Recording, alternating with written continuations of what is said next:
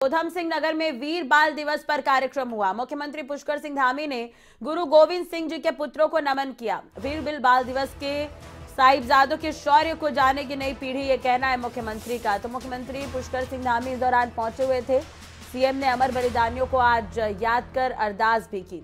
वीर बाल दिवस से साहिबजादों के शौर्य को जाने की नई पीढ़ी, ये कहना था मुख्यमंत्री का। तो उधम सिंह नगर में वीर बाल दिवस कार्यक्रम का आयोजन हुआ, जिसमें शामिल होने के लिए उत्तराखंड के मुख्यमंत्री भी पहुंचे हुए थे।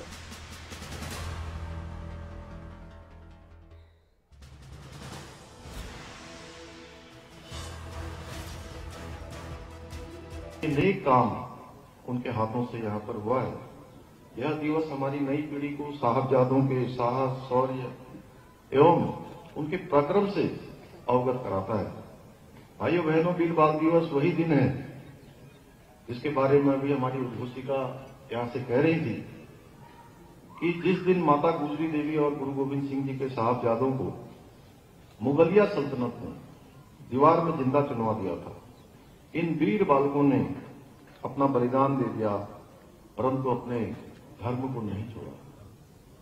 भाइयों बहनों, जरा विचार करें, हम सोचें वो कितना कठिन समय होगा, किस प्रकार की स्थिति होगी जब दोनों भाइयों को छोटे छोटे साहबजादों को जिंदा दीवार पर चुना जा रहा हो। जब दीवार पर चुना जाने लगा तो छोटे भाई और बड़े भाई दोनों जब दीवार पर चुने जाने लगे तो बड़े भाई के आंखों में आंसू आ गए।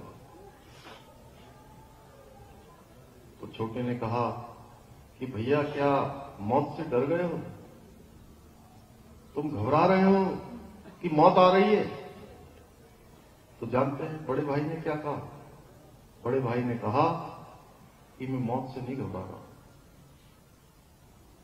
मैं डर भी नहीं रहा हूं, मैं धर्म के मार्ग पर चल रहा हूं।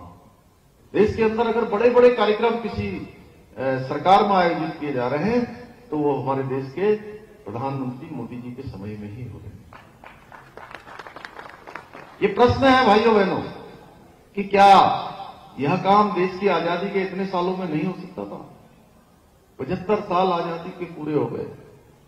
75 सालों में किसी को याद नहीं आई। पहली बार किसी को याद आई है तो प्रधानमंत्री मोदी जी को याद आई। क्यों? क्योंकि मोदी जी ने अपना जीवन इसी धरती से शुरू किया है, भारत माता को समर्पित किया है, राष्ट्र को समर्पित किया है।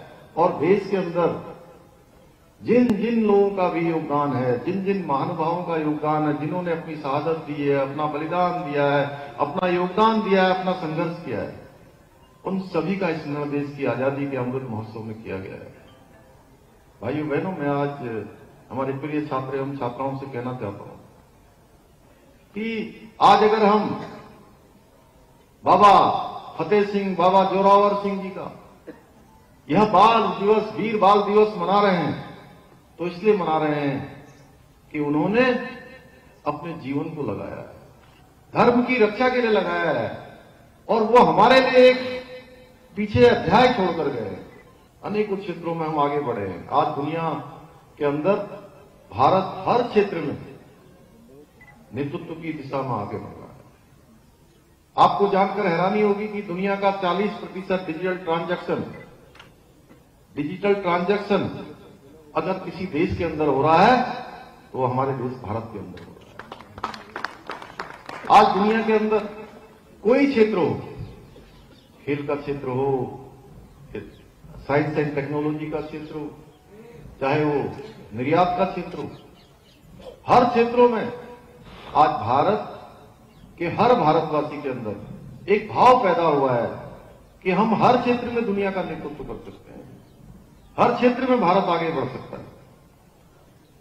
जहां कोरोना महामारी के दौरान पूरी दुनिया के अंदर, पूरी दुनिया की अर्थव्यवस्थाएं चरमरा गई, ग्रोथ रेट रुक गई, वहीं भारत के अंदर इस कोरोना महामारी का जहां सफलतापूर्वक उसको व्यवस्थित करने का काम हुआ, देश को आगे बढ़ाने का काम हुआ, देश की ग्रोथ रेट को आगे बढ़ाने का काम हुआ, वहीं जो अर्थव्यवस्था हमारी 12वें नंबर पर, 15वें नंबर पर होती थी, आज भारत की अर्थव्यवस्था आज 5वें नंबर की दुनिया की सबसे बड़ी अर्थव्यवस्था हो गई।